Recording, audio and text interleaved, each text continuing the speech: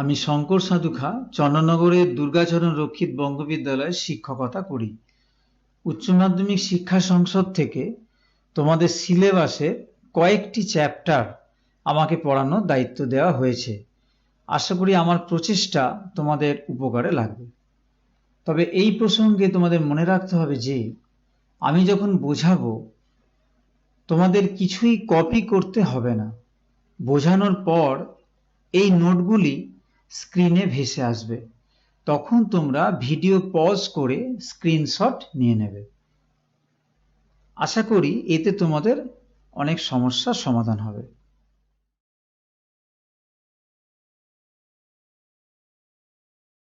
আমাদের আজকের আলোচ্য বিষয় হচ্ছে ভ্যালুয়েশন অফ গুডউইল, অর্থাৎ সুনামের মূল্যায়ন। Goodwill is the extra earning capacity of a business concern over the similar level of business concern. Extra earning capacity বলতে বোঝায় একই ধরনের ব্যবসা প্রতিষ্ঠানের তুলনায় কোনো বিশেষ কোনো প্রতিষ্ঠান যে অতিরিক্ত মুনাফা অর্জন করে সেটাই তার সুনাম। এক্সট্রা আর্নিং ক্যাপাসিটি বলতে কি বোঝায়?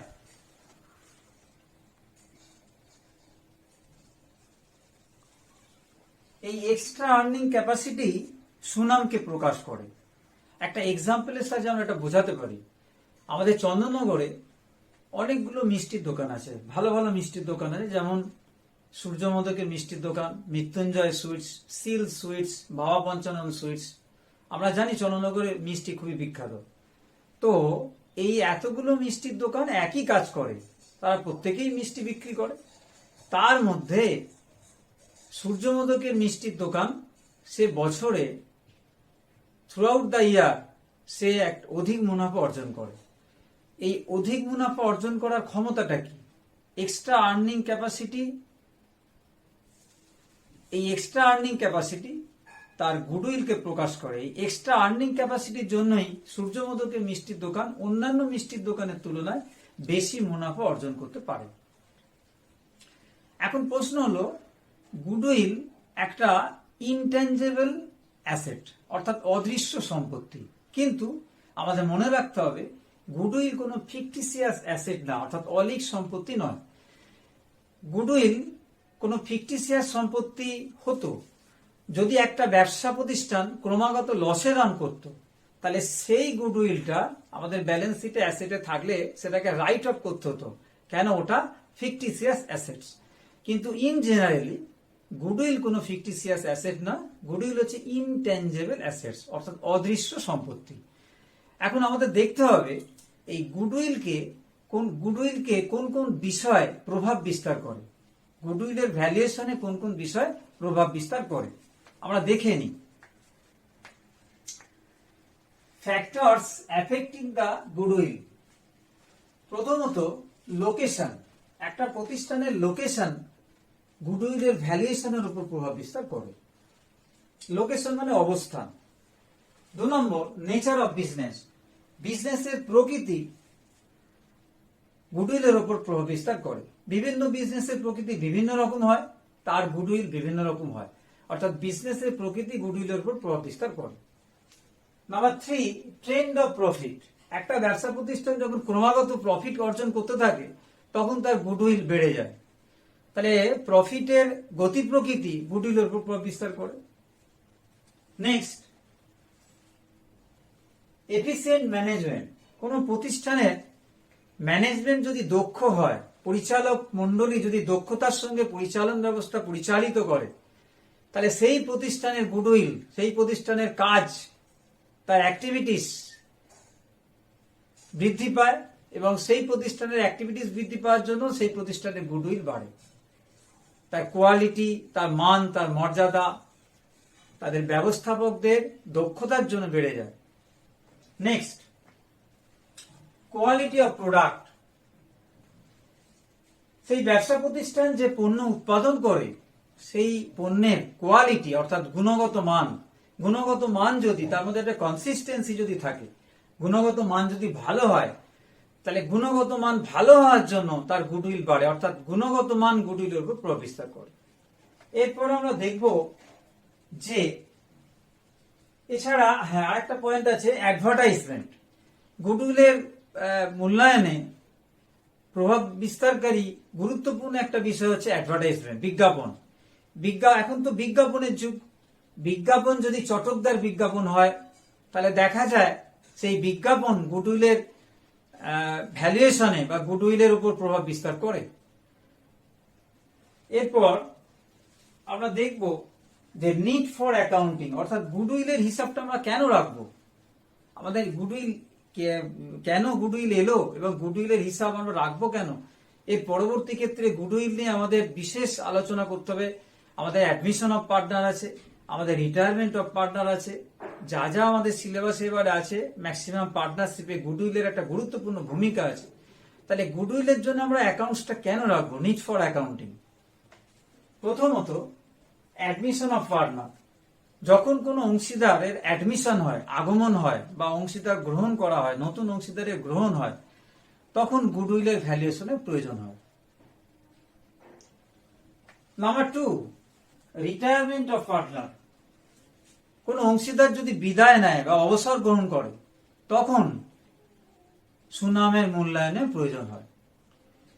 যে অংশীদার অবসর গ্রহণ করে তাকে সুনামের জন্য তাকে টাকা দিতে হয় বা তার ক্যাপিটাল অ্যাকাউন্টে সুনামের বিষয়টা অ্যাডজাস্ট করতে হয়, সুতরাং সুনামের ভ্যালুয়েশনের প্রয়োজন হয়। Number 3,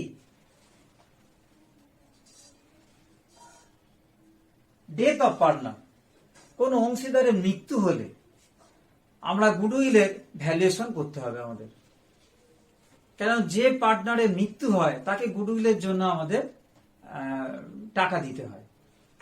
next, amalgamation of partnership, যখন কোনো পার্টনারশিপ প্রতিষ্ঠান একত্রিত হয়, পার্টনারশিপ প্রতিষ্ঠানগুলো যখন একত্রিত হয় তখন গুডউইলের ভ্যালুয়েশনের প্রয়োজনীয়তা দেখা দেয়।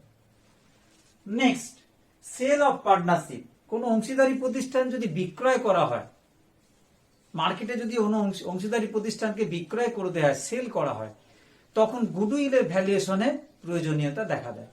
কেন গুডউইলের জন্য তখন সেই প্রতিষ্ঠান অন্য প্রতিষ্ঠানের থেকে টাকা পায়, সেই জন্য গুডউইলের ভ্যালুয়েশন তখন আমাদের করতে হয়। Next, conversion of partnership to companies, আমরা যখন কোনো পার্টনারশিপ প্রতিষ্ঠানকে কোম্পানিজে রূপান্তরিত করি তখন আমাদের গুডউইলের ভ্যালুয়েশনের প্রয়োজনীয়তা হয়।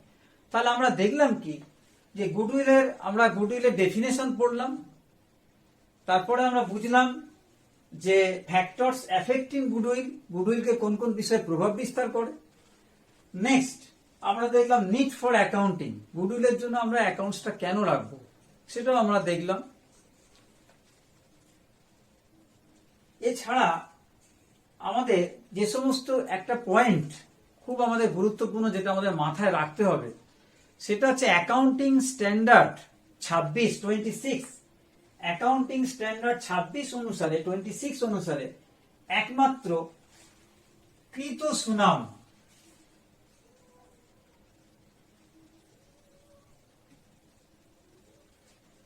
সুনাম পারচেসড গুডউইল,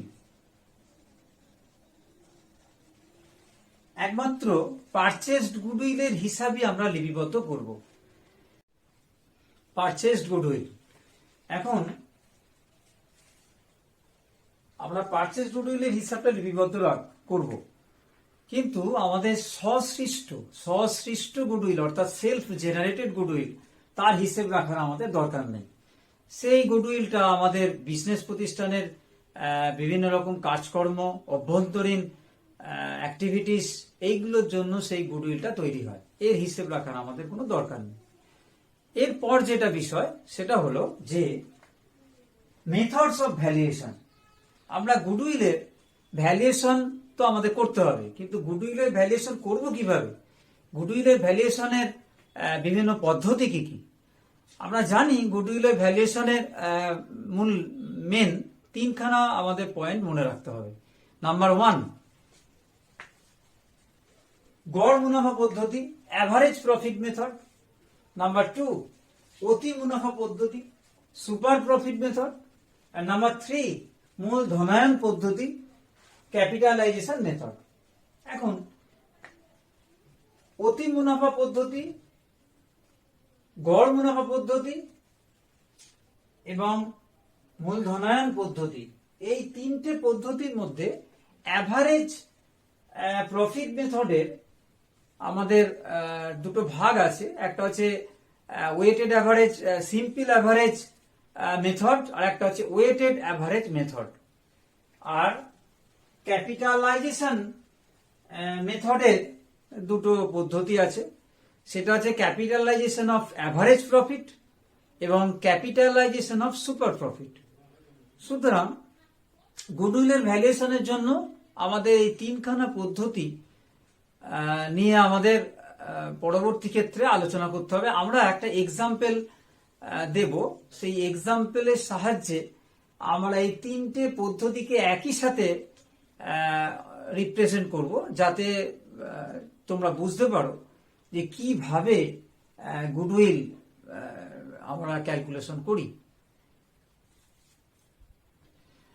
বিগত কয়েক বছর ধরে আমরা দেখছি যে গুডউইলের থেকে এসএকিউ বা এমসিকিউ, 1 নম্বরের এসএকিউ, 1 নম্বরের এমসিকিউ, এরকম কয়েকটা কোশ্চেন এসছে এবং দু একটা অঙ্ক এসছে 1 নম্বর এমসিকিউ হিসেবে এসছে, এসএকিউ হিসেবে এসছে। কিন্তু আমি যেটা বলি যে এবারে যেহেতু পরিবর্তিত পরিস্থিতিতে সিলেবাস তো রিডিউসড, সিলেবাসটা অনেকটাই কমে গেছে, সেক্ষেত্রে গুডউইলের ইম্পর্টেন্সটা বেড়েছে। গুডউইল থেকে 4 নম্বরের একটা অঙ্ক আসতে পারে, বা গুডউইল থেকে অঙ্কর সাথে থিওরিও দিতে পারে। তো সেই ক্ষেত্রে আমাদের কিছু অ্যাসাইনমেন্ট, কিছু কাজ করতে হবে বাড়িতে। সেক্ষেত্রে আমার মনে হয় তোমাদের বিভিন্ন বই তোমরা প্রত্যেকেই পাঠ্য বই পড়ো, তো যাই হোক, তো সেক্ষেত্রে অ্যাসাইনমেন্টে আমাদের একটা প্রশ্ন আমি বোর্ডে লিখেছি, দেখো, সুনামের উপর প্রভাব বিস্তারকারী বিষয়গুলি লেখো, factors affecting the valuation of goodwill. এই কোশ্চেনটা তো আমাদের বেশি ইম্পর্টেন্ট করতে হবে। এছাড়া অ্যাসাইনমেন্ট হিসেবে আমি যেটা দেব, আমি একটা অঙ্ক যে সলিউশন করে দিচ্ছি, সেই অঙ্কটা খুবই ইম্পর্টেন্ট, ওতে সমস্ত কিছুই পাবে। তাছাড়া তোমরা উচ্চ মাধ্যমিক 2015 সাল থেকে নতুন সিলেবাসে শুরু হয়েছিল, 2015 থেকে 2019-20 সালে পরীক্ষা হয়নি, 2015 থেকে 19 পর্যন্ত দেখবে এমসিকিউ এবং এসএকিউ গুডউইল থেকে অনেক কোশ্চেন আছে, তোমরা সেইগুলো সলিউশন করবে।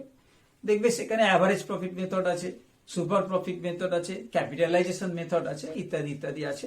যাই হোক, সবশেষে বলি, গুডউইল কিন্তু আমাদের পরবর্তী ক্ষেত্রে অ্যাডমিশন, রিটায়ারমেন্ট, ডেথ ও অন্যান্য হায়ার স্টাডিজের ক্ষেত্রে গুডউইল একটা গুরুত্বপূর্ণ ভূমিকা নেয়। এবং গুডউইলের ট্রিটমেন্ট অফ গুডউইল আমাদের পরবর্তী ক্ষেত্রে আমি আলোচনা করব। Treatment of goodwill, new profit sharing ratio, sacrifice ratio, gaining ratio, admission of partner ইত্যাদি ক্ষেত্রে আমরা দেখব গুডউইল কতটা গুরুত্বপূর্ণ ভূমিকা নেয়।